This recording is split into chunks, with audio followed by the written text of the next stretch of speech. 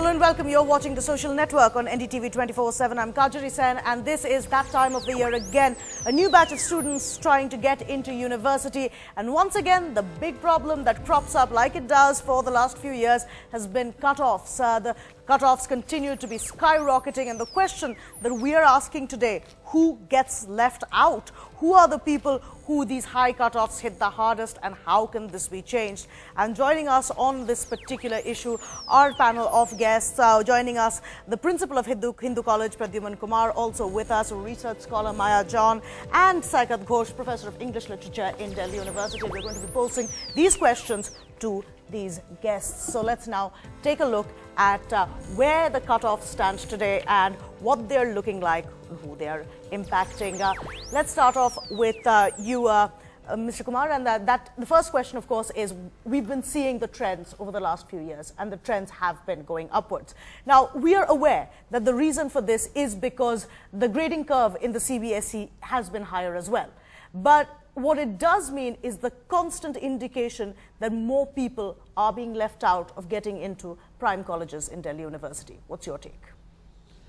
See, I agree with you that the cutoffs are going high each year, especially in most sought after subject like in commerce, economics, English, and even in history, political science, if you talk about humanities and social science, and if you consider the science subjects in physics, chemistry, botany and zoology.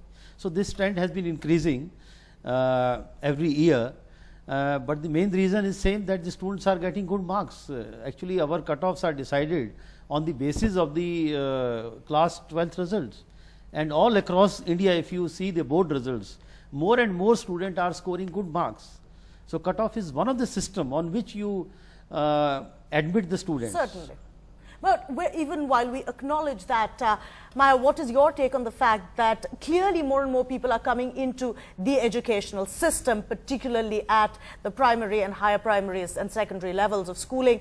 These are people who are getting adequate marks. They may not be the starring marks that are needed to get into Delhi University, but certainly adequate marks. Do you think that they're being deprived of the opportunity to make it to Delhi University? And do you think the reason for that is that while schools have expanded across the country, colleges in Delhi University have not? Indeed, definitely. I think the cutoffs have not been increasing because, students are miraculously getting marks in the 90s. The simple fact is you have centers of excellence. DU is one of them. Everybody rushes in to get admission here. And in the rat race, those students who get left behind are the majority. And they're coming from government schools, they're coming from working class backgrounds. And this is actually a cut-off system, which is get out, go into distance learning mode. How can you seek admission in the regular colleges? And which is why this brings us to the story of Eklavya and Dronacharya. You see, when people coming from certain kind of backgrounds try to make it big, they're always told to make the sacrifice and settle for less. But there's a fundamental irony in that, isn't there, Saikat? Because one of the great things about Delhi University is that it is so affordable. No. I mean, it is affordable when you compare it to private universities. But as a public funded university, it is one of those universities which has seen costs, by which I don't only mean fee, but costs of acquiring an education in DU have been rising exponentially over the recent years. So it is a fairly costly university in which the people from affluent families, students from affluent families would find it easier to study in compared to students from, as Maya said, government schools or less affluent families. I just want to take off from what she said. I mean, earlier, before the 4-year undergraduate program, you had BA program, you had BSc General, BCom program courses, which had comparatively lesser cutoffs than the honors courses. Now, because of this program, new sort of development, right, all the courses have become honors level courses. So, those students who would have earlier benefited from reduced cutoffs, right, don't stand to benefit. They are getting excluded. So, exclusion has actually intensified this year. So, we've got both of these people, Dr. Kumar, talking about exclusion. What's your take on that? Do you feel that people are getting excluded? And what are these people to do? I mean, what are the alternatives for them? They can't go to the private universities. Clearly, the quality of education in various other places would be lower. What are they to do? See, I don't agree with my colleague Dr. Saket Ghosh that it is because of the 4-year program that the exclusion has intensified. This is not the reason actually. But you agree the exclusion is happening?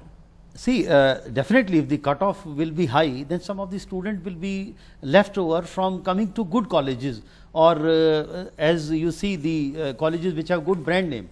But you see, Delhi University doesn't consist of 4 to 5 colleges which are situated in the campus. Can I just point out that this is not possibly the best college in Delhi University, but Janki Devi Memorial College has cutoffs above 92.